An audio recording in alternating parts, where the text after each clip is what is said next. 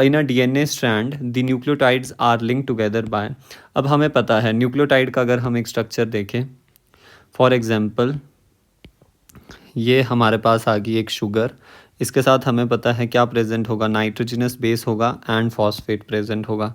So here is the nitrogenous base and this is the sugar and here is the phosphate group. This complete structure is known as the nucleotide. तो यहाँ पे जो subsequent nucleotide होगी कैसे, for example ये यहाँ पर हम न्यूक्लियोटाइड बनाते हैं,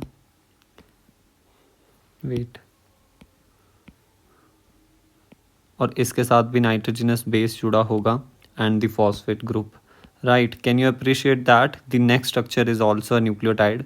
so here is the first nucleotide and the second nucleotide.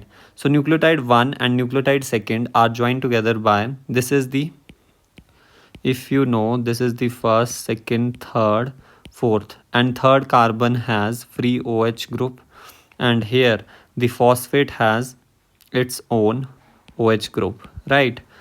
यहाँ पे भी जो थर्ड कार्बन है उसके पास OH ग्रुप होगा। अब यहाँ पर जो स्ट्रक्चर होता है, अगर नाइट्रोजनस बेस एंड शुगर के बीच देखें तो कौन सा बॉन्ड प्रेजेंट होता है, एन ग्लाइकोसाइडिक बॉन्ड प्रेजेंट होता है। Can you appreciate that. And फिर जो आपके पास न्यूक्लियोसाइड है that is the sugar and nitrogenous base, उसमें जब फॉस्फेट जुड़ता है तो फॉस्फोएस्टर बॉन्ड बनता है, फॉस्फोएस्टर बॉन्ड। एंड सेम इधर भी होगा, बट जब आपके पास एडजेसेंट न्यूक्लियोटाइड्स को जुड़ना है तो इनके बीच due to the loss of water molecule, यहाँ से एक वाटर मॉलिक्यूल का लॉस होगा एंड यहाँ पर जो फॉर्मेशन होगी बॉन्ड की वो कैसा बॉन्ड होगा, POC। This C is the third carbon, 3' carbon, and this phosphate is attach to the fifth carbon of the subsequent nucleotide. तो यहाँ पर जो ये बॉन्ड की फॉर्मेशन हुई that is actually phospho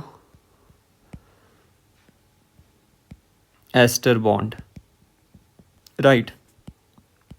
but this is also a phosphoester bond.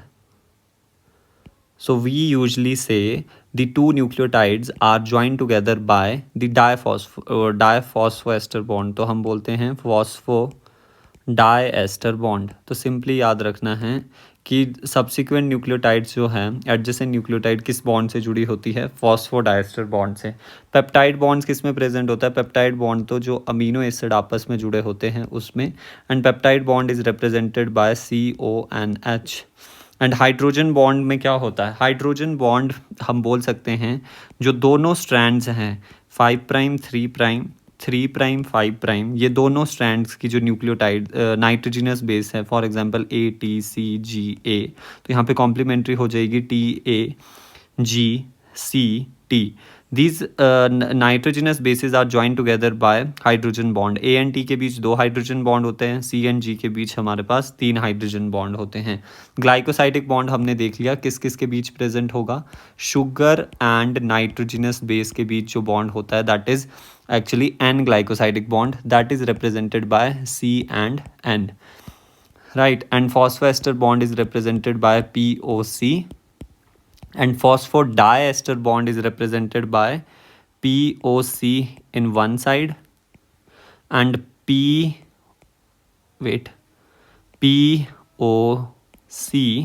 on another side. This is actually a phosphodiester bond. For more such videos and concepts, do like, share and subscribe.